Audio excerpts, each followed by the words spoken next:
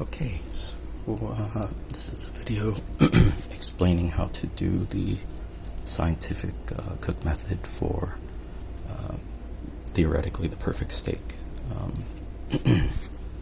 So normally you would use a sous vide, but I unfortunately don't own one, so I'm doing like an imitation sous vide here. So the way the theory behind it works is for the perfect steak in terms of texture and temperature cooking, the primary proteins that are responsible for meat toughness when you overcook it is myosin and saurin. So saurin gets denatured at 130 degrees Fahrenheit, and then myosin gets denatured at 150 degrees Fahrenheit.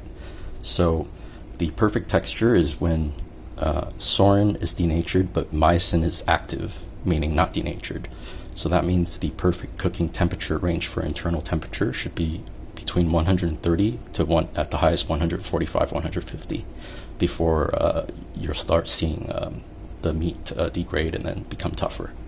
So at that temperature cookout, you would need to cook at around 40 minutes in order for the meat to be thoroughly cooked and considered safe to render lethality for any potential pathogens. So basically, it just needs to cook at a low temperature for 40 minutes to be safe. And then in terms of the plastic material, I know it looks a little sketchy, but you don't have to worry about it. I've already reviewed the Ziploc science technical data sheet, so there isn't any there isn't any plastic leakage until after 180 degrees. So that's well above the cooking point that we're using. So as long as you just have to make sure that the plastic does not directly contact any of the pan, it'll be completely safe. So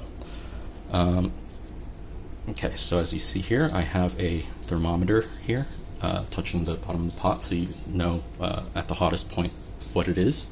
So it's roughly around 100 and between 140 and 150 right now. So probably around 145. To reach to get rare, you would want to cook at 130. For medium well, you would want to do 145. For medium rare, probably around 140.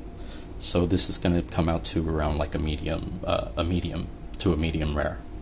So and that is theoretically also the perfect steak. It shouldn't go beyond that point of cooking.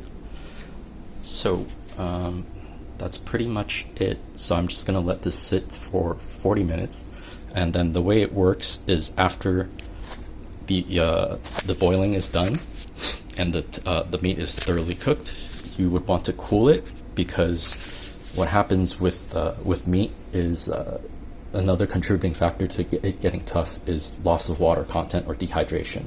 So you would want to let it cool inside the bag, and once it congeals, the viscosity of the water and the meat juices will thicken back up, and then it gets pulled back into the meat. So that prevents it from getting tough. So you can actually let it cool, even put it in the refrigerator for like a week or something, and then afterwards, right before you're planning to serve it, you just need to pan fry it or sear it. So the reason why we sear steaks is because of something called the Maillard effect, which is when proteins and sugars undergo a chemical reaction similar to caramelization, and that creates the desirable texture as well as the flavor. So for that step, you can use high temperature. In fact, I think Maillard effect requires 180 degrees or higher.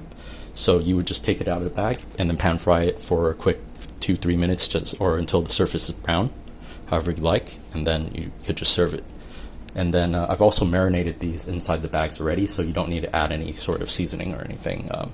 Unless you prefer for it to be saltier, you can salt it. It's meant to, be eaten with natural flavor for the best effect. So, and that should be about it. So let me know if you have any questions.